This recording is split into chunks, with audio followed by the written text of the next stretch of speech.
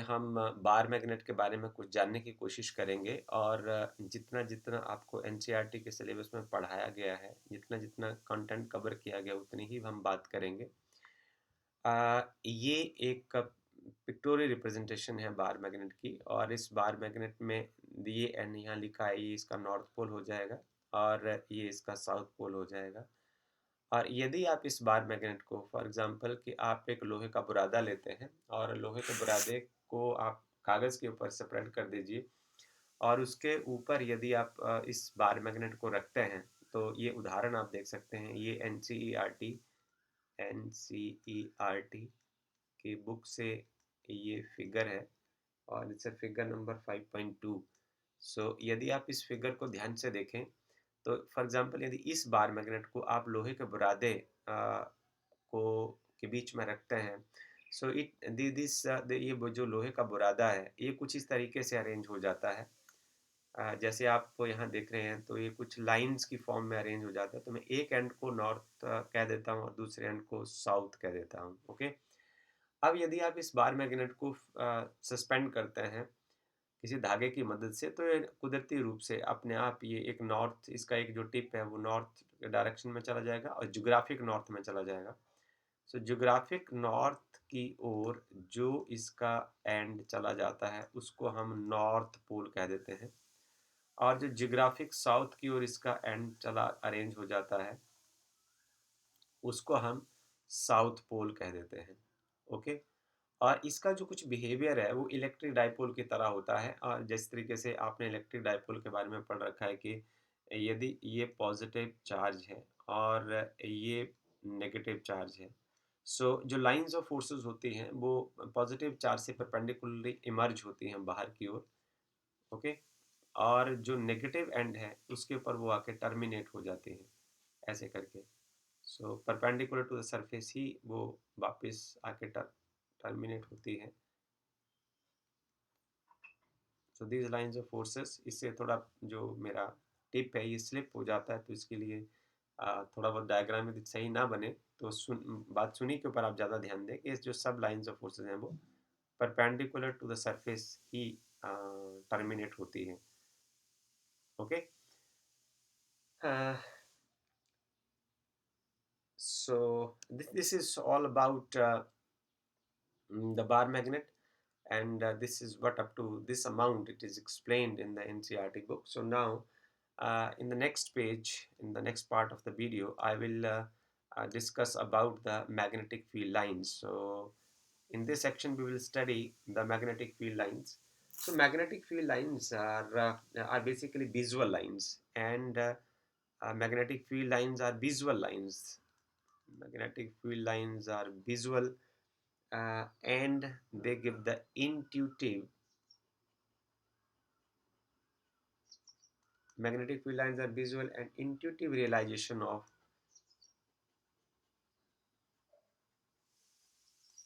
of magnetic field.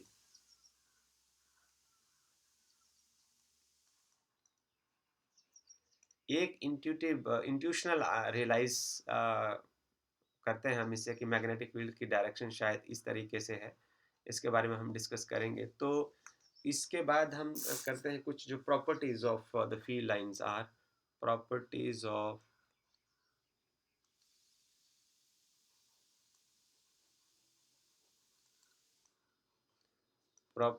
Of magnetic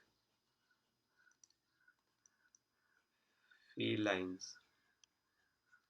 magnetic field lines की जो properties हैं वो क्या होंगी? Number one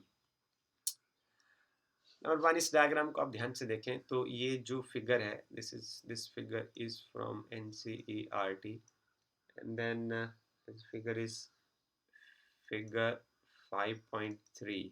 okay, so figure 5.3 ए जो है इसमें आपने एक बार मैग्नेट लिया हुआ है, जैसे अभी हमने एक्सप्लेन किया था से बार मैग्नेट, और the role of the bar magnet is equivalent to the current carrying solenoid. So ये एक करंट कैरिंग सोलेनोइड है and this is electric dipole. This is electric dipole. Okay, so आप देखिए इसका जो फर्स्ट पार्ट है, जो फर्स्ट प्रॉपर्टी है उसको हम पढ़ने की कोशिश करते हैं और डायग्राम से समझने की कोशिश करते हैं कि जो magnetic field lines of a magnet form A continuous close loop, ये कॉन्टिन्यूअस क्लोज लूप बनाती हैं। जरा इसको देखिए फिगर नंबर ए में, किसी एक आप मैग्नेटिक फील्ड लाइन को ले लीजिए, आप यहाँ से ले लीजिए, ये देखिए ये यहाँ से चल रही है, इधर, इधर, इधर, इधर और इधर। आप इसको ले लीजिए, यहाँ से इधर, और it is forming a closed loop, so it is not going to terminate at any point of time. आप ये देखिए कि बार मैग्नेट का जो डायग्राम है और वही करंट कैरिंग जो सोलेनॉइड है उसका भी डायग्राम है। This means A current carrying solenoid behaves equally like a bar magnet, कि जो करंट कैरिंग सोलेनॉइड है उसके थ्रू जो मैग्नेटिक लाइंस ऑफ फोर्सेस हैं, उसी डायमेंशन का जो बार मैग्नेट है उसकी मैग्नेटिक फील्ड लाइन जो है वो एग्जैक्टली सेम है। Okay, so there is a current carrying solenoid और ये इसके जो ऊपर है बाइंडिंग्स हैं। So the current is flowing through this bindings and this is the south pole of the magnet formed by the bar magnet, and this is the north pole. Okay, so the first property is the magnetic field lines of a magnet form a closed loop. ये बात clear होगी।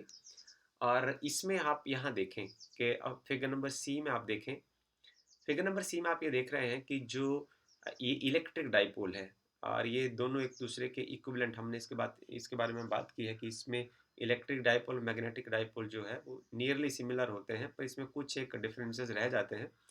जैसे ये positive charge है और this part is the negative charge. मैं इसको बाहर निकल के बता देता हूँ। इस तरीके से ये पॉजिटिव चार्ज है और ये नेगेटिव चार्ज है। सो जो लाइंस ऑफ फोर्सेस जो है, इन एरो को आप ध्यान से देखें तो ये जो फील्ड लाइंस हैं वो पॉजिटिव चार्ज से इमर्ज हो रही है और नेगेटिव चार्ज के ऊपर जाकर टर्मिनेट हो रही है, खत्म हो रही है। बट वो दोबारा अपने लूप को पूरा नहीं कर रही है। आप इस एंड को देखो कि कोई एक फील्ड लाइंस यहाँ से देखिए, ये पॉजिटिव चार्ज से बाहर क्यों निकल रही है और नेगेटिव चार्ज के ऊपर आकर टर्मिनेट हो रही है, पर वो कॉन्टिन्यूस क्लोज लूप नहीं बना रही है। यही डिफरेंस है बार मैग्नेट या करंट कैरिंग सोलेनॉइड का इलेक्ट्रिक डाइपोल के साथ। तो इलेक्ट्रिक लाइंस ऑफ फोर्सेस जो है वो कंटिन्यूस क्लोज लूप नहीं बनाती है, बट जो मैग्नेटिक फील्ड लाइंस हैं वो कंटिन्यूस क्लोज लूप बनाती है। उसका जो फ्लो कुछ इस तरीके से होता है कि वो आउटसाइड द मैग्नेट, जो फील्ड लाइंस हैं, फील्ड लाइंस जो होती है, मैग्नेटिक फील्ड लाइन जो लूप बनाती है वो चलती है north to south outside the magnet. अब आपको ऐसे चलती हुई लगती है आउटसाइड द मैग्नेट। ओके, और दूसरा पार्ट है these field lines flow from south to north inside the magnet.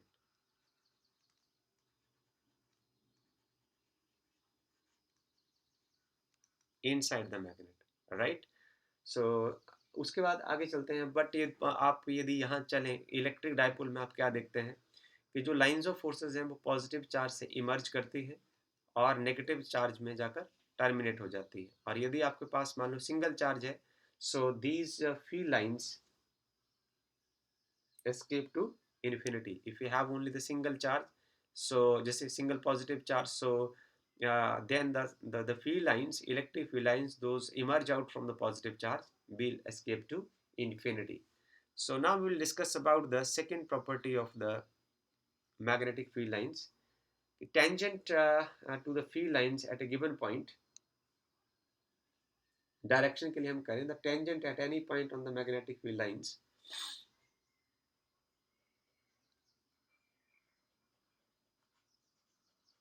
the tangent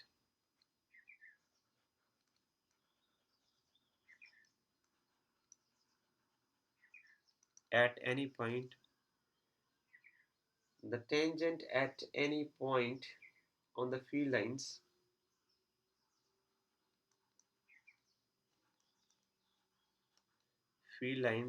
gives a direction of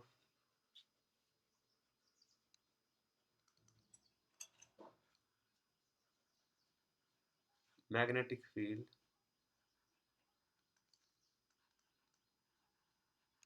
at that point. gives the direction of magnetic field at that point. अब आप इसको picture की help से देखिए। For example कि आप इस point के ऊपर यहाँ मैग्नेटिक फील्ड की डायरेक्शन देखना चाहते हैं, तो आपको यहाँ टेंजेंट खींचना पड़ेगा, ऐसे करके इधर को है। यदि आप यहाँ मैग्नेटिक फील्ड की डायरेक्शन आप जानना चाहते हैं, तो आपको यहाँ टेंजेंट खींचना पड़ेगा, ऐसे करके। यदि आप यहाँ मैग्नेटिक फील्ड के बारे में जानना चाहते हैं, तो आपको ऐसे टेंजेंट खींचना पड़ेगा। जिस पॉइंट के ऊपर भी आप मैग्नेटिक फील्ड के डायरेक्शन जानना चाहते हैं, उसी पॉइंट के ऊपर आपको एक स्पर्श रेखा खींचनी पड़ेगी। ओके, अब अगला पॉइंट है कि जो number 3, strength of magnetic field. Strength of magnetic field, यदि आपको ये पता लगाना है कि किस पॉइंट के ऊपर अराउंड द बार मैग्नेट और current carrying solenoid magnetic field कहाँ ज़्यादा है, तो आप जैसे फॉर एग्जांपल इस फिगर में यहाँ साफ दिया हुआ है कि इसमें रीजन नंबर 1 और रीजन नंबर 2 सेलेक्ट किए हैं। यहाँ देखिए इस पर्टिकुलर रीजन से जो दो फील्ड लाइंस क्रॉस कर रही है, और इस रीजन से जो सेम रीजन है, रीजन नंबर 2 में कोई फील्ड लाइंस क्रॉस नहीं कर रही है। तो आप यदि ये कोई एक यूनिट क्रॉस सेक्शन एरिया लें, और जिस यूनिट क्रॉस सेक्शन एरिया से, मैं एक उदाहरण से करता हूँ कि फॉर एग्जांपल कि ये आपका कोई क्रॉस सेक्शन एरिया है, ओके, और इस क्रॉस सेक्शन एरिया से 1 2 3 4 5 फील्ड लाइन जो है वो क्रॉस कर रही है, और एक में दूसरा क्रॉस सेक्शनल एरिया लेता हूँ, इसमें से 3 field lines of magnetic field line जो है वो क्रॉस कर रही है। तो यहाँ जो है इस रीजन में जो मैग्नेटिक फील्ड है वो वीकर है, यह मैग्नेटिक फील्ड वीक है, और इस पॉइंट के ऊपर मैग्नेटिक फील्ड स्ट्रॉन्ग है। इसको आप यहाँ लगा के देखिए, यहाँ मैग्नेटिक इस रीजन में, रीजन नंबर 1 में मैग्नेटिक फील्ड स्ट्रॉन्ग है, और रीजन नंबर 2 में मैग्नेटिक फील्ड वीक है। यहाँ देखिए आप, ये तो सिमिलर ही डायग्राम है, यहाँ स्ट्रॉन्ग मैग्नेटिक फील्ड है और यहाँ वीक मैग्नेटिक फील्ड है। ओके, यहाँ देखिए आप इलेक्ट्रिक फील्ड के लिए आप देख लीजिए, यहाँ दो इलेक्ट्रिक फील्ड लाइन क्रॉस कर रही है, और इस रीजन में कोई इलेक्ट्रिक फील्ड लाइन नहीं है। तो यहाँ इलेक्ट्रिक फील्ड ज़्यादा स्ट्रॉन्ग है और यहाँ इलेक्ट्रिक फील्ड वीक है। तो हमें नंबर ऑफ फील्ड लाइन जो है आपके सेलेक्टेड क्रॉस सेक्शन एरिया से, यूनिट क्रॉस सेक्शन एरिया से क्रॉस जब करती हैं, उसका नंबर देख के हमें आइडिया लगा लेते हैं कि कहाँ मैग्नेटिक फील्ड स्ट्रॉन्ग है और कहाँ मैग्नेटिक फील्ड वीक है। एक बात आपने इसके साथ और सीखनी है कि अब जो फील्ड लाइंस हैं वो ये भी बताती हैं कि जो मैग्नेटिक फील्ड है किस पॉइंट के ऊपर यूनिफॉर्म है या नॉन यूनिफॉर्म है। अब यहाँ बार मैग्नेट में देख लीजिए, यहाँ आप देखिए, it gives the idea of uniform and non-uniform magnetic field. So for uniform magnetic field, for uniform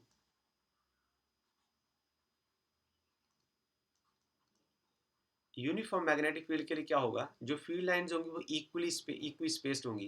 ये देखिए, जैसे फॉर एग्जांपल कि एक मैग्नेटिक फील्ड लाइन इधर है, ऐसे, so second field line is like this, इसमें जो पेन है वो मेरा कुछ स्लिप कर जाता है, third field line is like this, and fourth field line is this. So this field lines gives the idea of uniform magnetic field. And in case of non-uniform magnetic field, so field lines ऐसे हो सकती हैं, ऐसे करके, ऐसे करके. These field lines are not equally spaced. Okay. So ये जो पिक्चर है, that represent non-uniform magnetic field. Okay. And this picture represent the uniform magnetic field.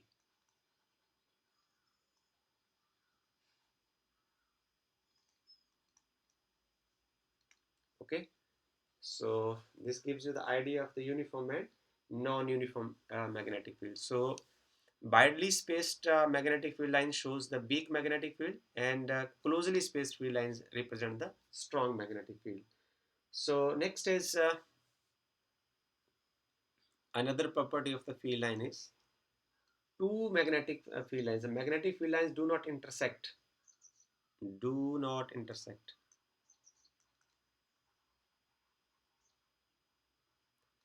Two magnetic field lines do not intersect. What will happen then? इसका reason इसको आपके साथ explain करते हैं कि जैसे फॉर एग्जांपल कि दो फील्ड लाइंस हैं, ऐसे करके वो इंटरसेक्ट करती हैं. ओके. अब इस पॉइंट के ऊपर यदि आपने डायरेक्शन ऑफ मैग्नेटिक फील्ड इस फील्ड लाइन से यदि आपने सेलेक्ट करनी हो, सो इस तरीके को हो जाएगा मैग्नेटिक फील्ड. और इस फील्ड लाइन से सेलेक्ट करना हो तो यहाँ को हो जाएगा magnetic field. So which is totally absurd at one point so magnetic field cannot have the two direction. So we can conclude from this that two magnetic field lines do not intersect with one another. So the last idea I'm going to share with you, if you are willing to draw the magnetic field lines, so you can do it uh, with the help of the magnetic compass needle at the various positions, and you can note its orientation. So this gives us an idea of the magnetic field directions at the various points in space. आप ऐसा करें, एक bar magnet रखें और bar magnet के साथ, जैसे for example ये है हमारे पास बार मैग्नेट, आपने एक बार मैग्नेट रख दिया और बार मैग्नेट के किनारे आप जस्ट एक मैग्नेटिक नीडल को आप घुमाएं और जिस तरीके से उसका जो नॉर्थ पोल जहाँ को डायरेक्ट करता है वहाँ आप पॉइंट मार्क कर दें और उनको मिला दें, तो आपको यही जो पिक्चर आप देख रहे हैं वो आप ऑब्जर्व करेंगे and you will find that the region of the stronger and weaker magnetic field as well. So this is all about this video, and we will discuss the rest part of this magnetism and matter in the next video. Thank you very much.